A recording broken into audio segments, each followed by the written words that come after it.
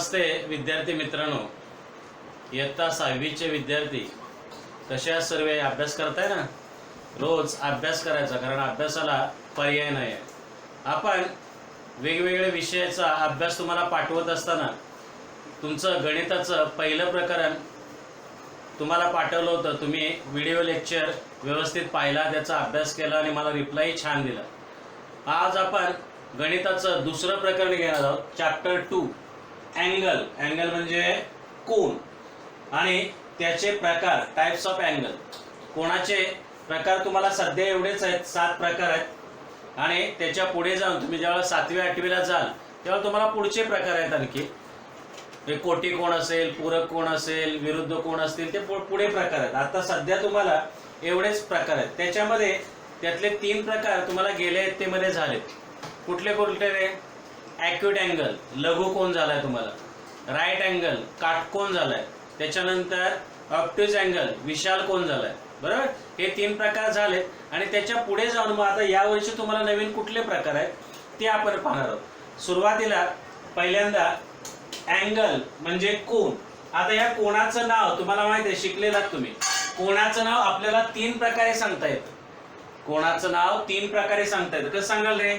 कोण A B C, किंवा उलट नाव कोण सी बी ए, किंवा फक्त बी म्हटलं तरी चालतं. हे कोणाचं नाव सांगत असताना अँगल ए बी सी, किंवा काय सांगू शकाल, अँगल सी बी ए, किंवा angle B.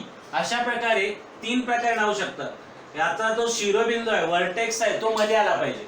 A B C, किंवा सी बी ए, किंवा फक्त बी म्हटलं तरी चालेल. मग याचा शिरोबिंदू तुम्हाला माहिती आहे कुठला आहे? शिरोबिंदू याचा वर्टेक्स म्हणजे शिरोबिंदू कुठला आहे? बिंदू बी. कुठला आहे? बिंदू बी, किंवा पॉइंट बी. पॉइंट बी हा त्याचा काय झाला? शिरोबिंदू, वर्टेक्स. आणि याला 2 बाजू असतात. कुठल्या 2 बाजू आहेत रे? साइड कुठल्या आहेत? 2. बाजू ए बी आणि बाजू B C. Side A B आणि साइड बी सी. अशा प्रकारे तुम्हाला कोणाची माहिती झाली की कोण ए बी सी हे नाव झालं कोणाचं, किंवा कोण सी बी ए, किंवा कोण बी, त्याचा वर्टेक्स बी आहे, शिरोबिंदू. बाजू 2 आहेत, बाजू ए बी आणि बाजू बी सी. त्याच्यानंतर टाइप्स ऑफ अँगल म्हणजे कोणाचे प्रकार पाहणार आहोत. तुम्हाला 7 प्रकार यावर्षी आहेत, त्याच्या पुढचे 7वी 8वीला गेल्यानंतर आहे. बघा कुठले प्रकार आहेत. Zero angle, acute angle, right angle, त्याच्यानंतर obtuse angle, straight angle, reflex angle आणि कम्प्लीट अँगल. बरोबर. आता झिरो अँगल कशाला म्हणायचं, तर तुम्हाला माहिती आहे की कोण काढत असताना हे कोणाची बाजू बी सी हा एक किरण आहे आणि हा दुसरा किरण आहे. बाजू बी ए, किंवा बाजू आपण ए बी म्हणतो, पण किरण म्हणताना काय म्हणायचं? किरण बी ए. याच्यामध्ये माप आहे, मेजर आहे, कळते ना. म्हणजे बाजू बी सी आणि बाजू बी ए याच्यामध्ये कोणाचं माप असतं? मेजर असतं. बरोबर. आता इकडे ही कंपास बघा. या कंपासचा विचार केला तर ज्यावेळेला ही बाजू तुमची ए बी अशी वाढत जाईल त्यावेळेला काय होणार आहे? यातलं मेजर तुम्हाला मिळणार आहे. म्हणजे 0 1 2 3 4 5 6 7 8 9 10 अशा प्रकारे असं तुम्ही मेजर वाढवत गेला की इथे 90 झालं की आपण त्याला काय म्हणतो? काटकोन, राईट अँगल. कळतं ना. पण या दोन्ही बाजू एकाच ठिकाणी असतील. दोन्ही बाजू एकाच ठिकाणी असतील. ए बी आणि बी सी यांच्यामध्ये कुठलंच मेजर नाही. याच्यामध्ये कुठलंही मेजर नाही, माप नाही. अशा वेळेला त्याला म्हणतात झिरो अँगल. म्हणजे बी सी आणि बी ए एकाच जागेवरती आहेत, म्हणून मी ऑब्लिक करून हे काढले बघा. बी सी आणि बी ए म्हणजे ही बी ए काय झाली? खाली आली, आणि बी सी आणि बी ए एकाच जागेवरती आहेत. अशा वेळेला त्या अँगल मध्ये कुठलंही मेजर नसणार, त्याला म्हणतो आपण झिरो अँगल. मग an angle of 0 degree is called zero angle. An angle of 0 degree is called zero angle. म्हणजे त्याला म्हणतात शून्य कोन. याचं माप किती असतं रे? 0 अंश. किती माप असतं? 0 अंश. याच्यामध्ये माप नसतं. दोन्ही ज्या बाजू आहेत ते एकावर एक आहे, म्हणून याला काय म्हणतात? Zero angle. म्हणजे डेफिनेशन कसे सांगाल? an angle of 0 degree is called zero angle. म्हणजे ज्या कोणाचं माप 0 अंश असते, ज्या कोणाचे माप 0 अंश असते त्याला काय म्हणतात, शून्य कोन. बरोबर. त्याच्यानंतर ही बाजू AB अशी वाढत गेली, बरोबर ना, बाजू AB वरती अशी वाढत गेल्यानंतर बाणाचं टोक बघा वरील बाजूला वाढत गेली, बरोबर. म्हणजे 0 पासून ती वरील बाजूला गेली. ज्या वेळेला सरळ होते त्यावेळेला काय होते रे, ती काटकोन. आणि तुम्हाला माहित आहे राईट अँगल काटकोनाचं माप किती असतं रे, बरोबर 90 अंश असतं. किती असतं, बरोबर 90 अंश. मग इथे ॲक्यूट अँगल कशाला म्हणतात, की ज्याचं माप 0 ते 90 याच्यामध्ये असतं. an angle greater than 0 and less than 90. an angle greater than 0 but less than 90 is called acute angle. म्हणजे ज्या कोणाचं माप 0 अंश ते 90 अंश याच्यामध्ये असेल ते सर्व काय असतात, लघुकोन. acute angle काय म्हणतो आपण, लघुकोन. डेफिनेशन पुन्हा एकदा बघा. an angle greater than 0 and but less than 90. an angle greater than 0 but less than 90 is called acute angle. मग लघुकोन म्हणतात त्याला. म्हणजे लघुकोनाचं माप काय असतं रे, 0 अंश ते 90 अंश. 0 पेक्षा जास्त आणि 90 पेक्षा कमी असणाऱ्या कोणाला काय म्हणतात, लघुकोन. म्हणजे ज्या कोणाचं माप 0 अंशापेक्षा जास्त आणि 90 अंशापेक्षा कमी असेल त्या कोणाला काय म्हणतात, लघुकोन, अन ॲक्यूट अँगल. येते लक्षात. आणि ज्याचं माप 90च असतं, इथे या चिन्हाचा अर्थ समजावून घ्या. इथे बघा स्क्वेअर दिसतोय तुम्हाला, है ना, स्क्वेअरचं दिसतो ना, या चिन्हाचाच अर्थ काय होतो, याचं माप 90 डिग्री आहे, 90 अंश आहे. an angle of 90 degree is called right angle. म्हणजे ज्या कोणाचं माप 90 अंश असतं त्याला काय म्हणतो आपण, काटकोन. काय म्हणतो त्याला, काटकोन. समजलं तुम्हाला हे तिन्ही कोन. पुन्हा एकदा बघा. an angle of 0 degree is called zero angle. म्हणजे ज्या कोणाचं माप 0 अंश असतं त्याला काय म्हणतो आपण, शून्य कोन. बरोबर. an angle greater than 0 but less than 90 is called an acute angle.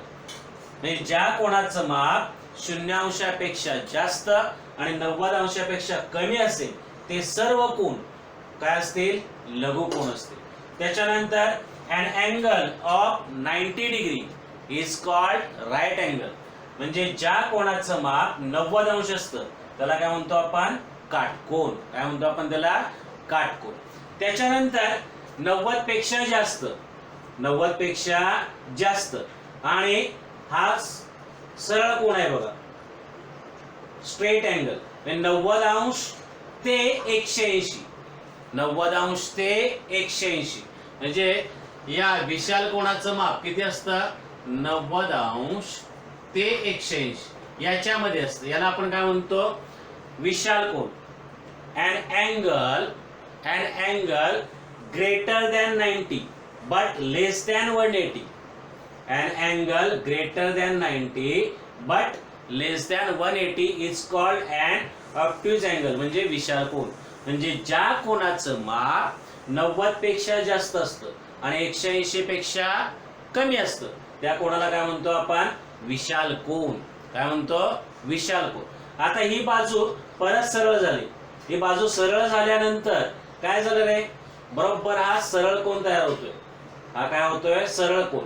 त्याला म्हणतात स्ट्रेट अँगल. आणि याचं माप किती असतं माहितीये का तुम्हाला, 180, 180. बरोबर एक रेषा तयार झाली बघा. हे बाणाचं टोक बघा, म्हणजे हे अशी बरोबर इकडे बीसीच्या अपोजिट रेस तयार झालाय. रे बीसीच्या अपोजिट रेस म्हणजे बीसीच्या विरुद्ध किरण तयार झालाय. एक सरळ रेषा तयार झाली त्याला काय म्हणतो आपण, स्ट्रेट अँगल, सरळ कोन. an angle of 180 degree, an angle of 180 degree is called straight angle. म्हणजे ज्या कोणाचं माप 180 असतं त्याला काय म्हणतो आपण, सरळ कोन. त्याला काय म्हणायचं, सरळ कोन. आता बघा ही बाजू परत अशी खाली इकडे गेली.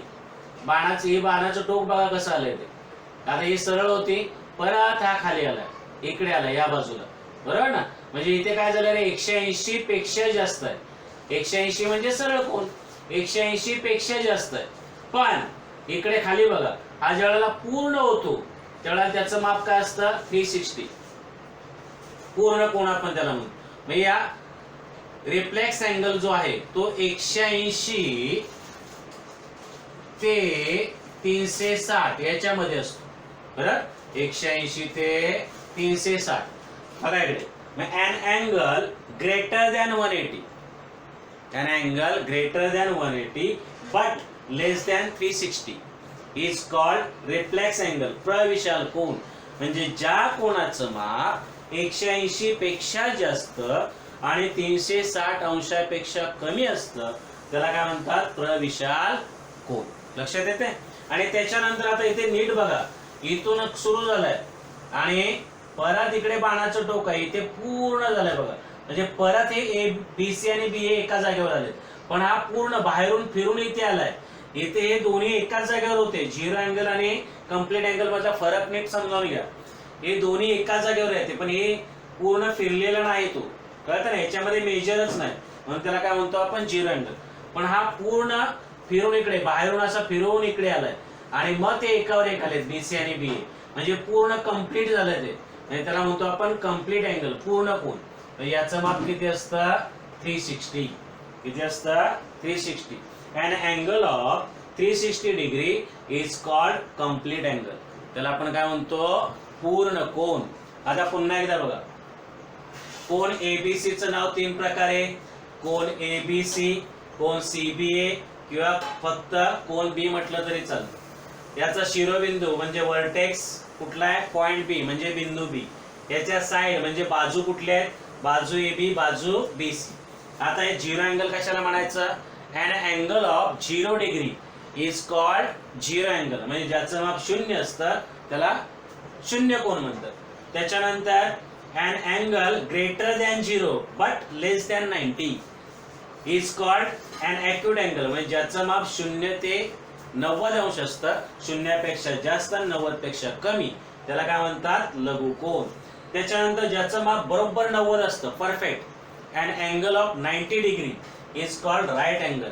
म्हणजे ज्या कोणाचं माप बरोबर 90 अंश आहे त्याला काय म्हणतात, काटकोन. त्याच्यानंतर an angle greater than 90 but less than 180 is called an obtuse angle. म्हणजे ज्याचं माप 90 पेक्षा जास्त आणि 180 पेक्षा कमी असेल त्याला काय म्हणतात, विशाल कोन. त्याच्यानंतर स्ट्रेट अँगल, की ज्याचं माप किती असतं, 180. an angle of 180 degree is called straight angle. म्हणजे ज्याचं माप 180 आहे त्याला काय म्हणतो आपण, सरळ कोन. त्याच्यानंतर an angle greater than 180 but less than 360 is called reflex angle. म्हणजे ज्याचं माप 180 पेक्षा जास्त आणि 360 पेक्षा कमी असेल त्याला काय म्हणायचं, प्रविशाल कोन. आणि हा कम्प्लीट अँगल झालाय. म्हणजे an angle of 360 degree is called complete angle. म्हणजे त्याला ज्याचं माप 360 अंश आहे त्याला काय म्हणतो आपण, पूर्ण कोन. तर अशा प्रकारे आपण कोणाचं नाव आणि त्याचे प्रकार पाहिलेत. याच्यानंतर आपण याच्यावर येणारा एक्सरसाइज किंवा याच्यावरची एक्झाम्पल पाहणार आहोत. आता हे तुम्ही व्यवस्थित नीट पाहायचं, त्याचा अभ्यास करायचा, त्याच्या डेफिनेशन काय ते नीट बघायच्या, पुस्तकामध्ये दिलेले आहेत. तुम्हाला मी अभ्यास पाठवणार आहे आणि जिथं समजत नसेल तो व्हिडिओ पुन्हा एकदा बघायचा आणि याचा अभ्यास करून मला पाठवायचा. आता आपण इथेच थांबतोय, नंतर आपण लगेच त्याच्यावरचे एक्झाम्पल घेणार आहोत. धन्यवाद.